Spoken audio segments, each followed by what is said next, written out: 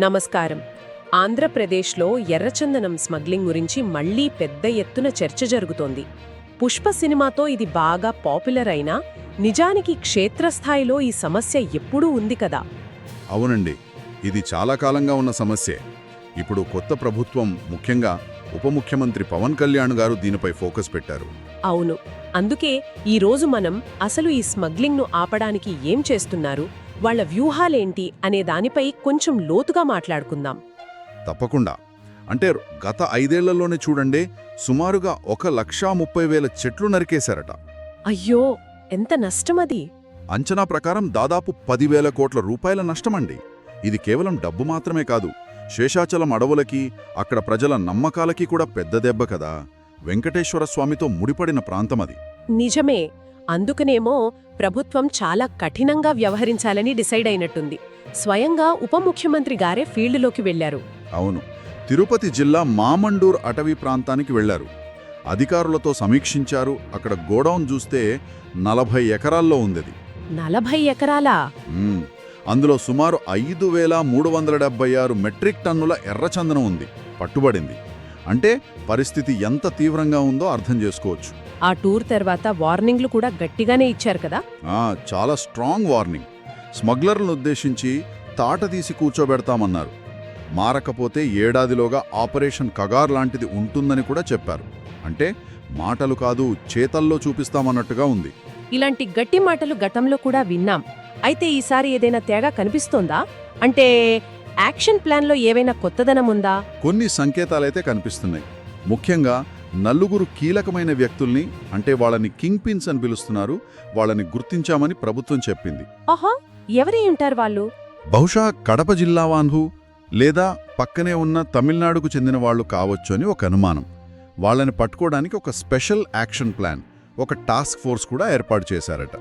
ఇది కొంచెం targeted approach అనమాట. కింగ్ పిన్స్ ని టార్గెట్ చేయడం ముఖ్యం. మరి రాష్ట్రం లోపనే కాకుండా బయట రాష్ట్రాలతో కూడా ఏదో చేస్తున్నారని అన్నారు. అవును, అది కూడా ముఖ్యమైన విషయమే. కర్ణాటక, తమిళనాడు ప్రభుత్వాలతో ఒక అవగాహన ఒప్పందం కుదిరింది. ఒప్పందమా? దేని గురించి? అంటే ఏపీకి చెందిన ఎర్రచందనం కర్ణాటకలో గాని తమిళనాడులో గాని ఎక్కడ దొరికినా దాన్ని తిరిగి ఏపీకే అప్పగించాలి అని. దీనికోసం ఉప ముఖ్యమంత్రి గారే కర్ణాటక అటవీ మంత్రితో మాట్లాడి ఒక లెటర్ ఆఫ్ అండర్స్టాండింగ్ LOU చేసుకున్నారు. దీని కేంద్రం ద్వారా అన్ని రాష్ట్రాలకి వర్తింపచేయాలని కూడా అడుగుతున్నారు. ఇది మంచి ఆలోచనే, కానీ రాష్ట్రాల మధ్య సమన్వయం కొంచెం కష్టమే కదా. ఇలాంటి విషయాల్లో ఈ LOU ఎంత ఎఫెక్టివ్గా ఉంటుందో చూడాలి. నిజమే, అమలు చాలా ముఖ్యం. సరే, ఇక డబ్బుల విషయానికొస్తే ఈ పట్టుబడ్డ స్టాక్ని అమ్మే ప్రయత్నాలు మళ్లీ మొదలుపెట్టారు. గతంలో కూడా ట్రై చేశారు కదా, గ్లోబల్ టెండర్లు పిలిచారు కానీ. అవును, 10 ఏళ్లుగా ప్రయత్నిస్తున్నారు, కానీ సరైన ధర రాలేదను, ఇంకో కారణమో పెద్దగా సక్సెస్ కాలేదు. ఇప్పుడు మళ్లీ ఫిబ్రవరి 2025 నుంచి కొన్ని విడతలుగా వేలం వేద్దామని ప్లాన్ చేస్తున్నారు. ముందుగా ఒక 906 మెట్రిక్ టన్నులు. దీనివల్ల ఎంత ఆదాయం వస్తుందని అనుకుంటున్నారు? వాళ్ల అంచనా ప్రకారం సుమారు 3,000 కోట్లు రావచ్చంటున్నారు. ఇప్పటికే దాదాపు 11,806 మెట్రిక్ టన్నుల ఎగుమతికి పర్మిషన్లు కూడా ఉన్నాయట. అంటే గతంలో ఫెయిల్ అయిన దగ్గరే మళ్లీ మొదలు పెడుతున్నారన్నమాట. ఈసారి ధరల విషయంలో గాని, మార్కెట్ పరిస్థితుల్ని అర్థం చేసుకోవడంలో గాని ఏమైనా కొత్త పద్ధతులు పాటిస్తున్నారా? దానిపై స్పష్టత ఉందా?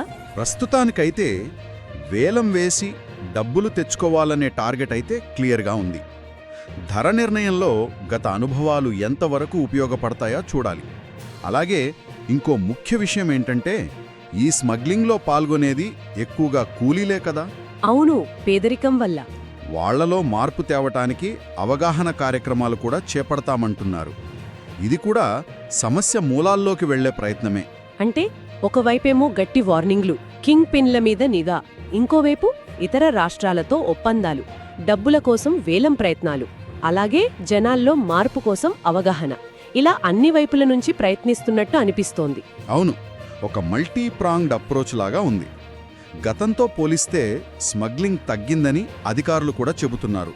కానీ ఈ ఏడాది లక్ష్యం పెట్టుకున్నారు కదా. అవును, ఏడాదిలో అరికడతామని. ఆ లక్ష్యం చేరాలంటే ఈ కింగ్ పిన్స్ని పట్టుకోవడం, ఈ ఒప్పందాలు సరిగ్గా అమలు కావడం, వేలం సక్సెస్ అవ్వడం, ఇవన్నీ జరగాలి. కొంచెం సమయం పడుతుంది ఫలితాలు కనపడటానికి.